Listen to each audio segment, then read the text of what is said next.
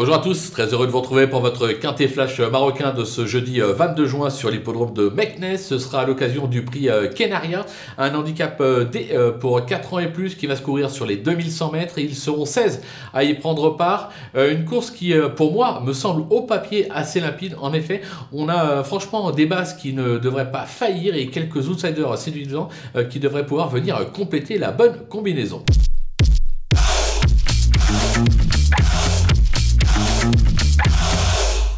Allez, on attaque nos bases avec le numéro 9, Ila Green. Alors, peu percutante. À 3 ans, elle montre un tout autre visage cette année. Elle affiche déjà 3 succès cette saison. La distance du jour reste un test, mais je pense qu'elle doit tenir. Je ne vais pas vous le cacher, je fonce les yeux fermés. Le numéro 5, Jasmine Mahamora. On s'attendait à mieux de sa part dernièrement, mais c'était dans une C, niveau supérieur. Il est en revanche irréprochable à ce niveau, il excelle sur la piste du jour. Je pense qu'on peut le racheter en grande confiance. Le numéro 16, Amazafal. On oublie son récent échec sur les polos de Révisset. Elle évolue dans son jardin à Meknès. La distance du jour peut, à mon sens, servir ses intérêts.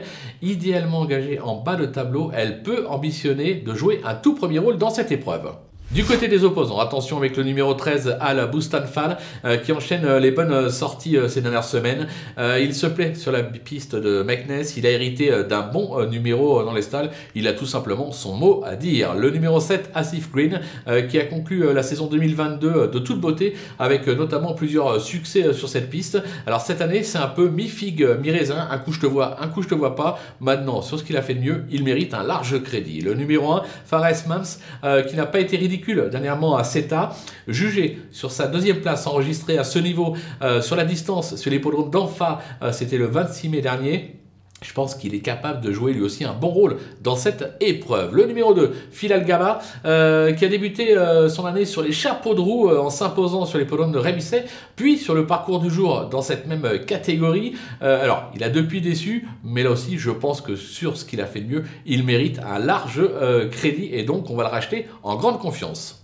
Le coup de poker, ce sera le numéro 4 d'Arif Atlas. Il s'est déjà illustré sur ce parcours, mais c'était à réclamer. Alors, la marche est plus haute ce jeudi. Maintenant, c'est un cheval qui est plutôt régulier dans l'ensemble. Il fait toutes ses courses. Je me dis qu'à l'issue d'un bon parcours, il n'est pas incapable de surprendre et de venir pimenter les rapports de ce quintet flash marocain. Voilà, on a fait le tour comme on dit. On va se quitter bien évidemment avec mon pronostic, ma sélection, mes conseils de jeu et en vous donnant rendez-vous dès demain pour une nouvelle émission.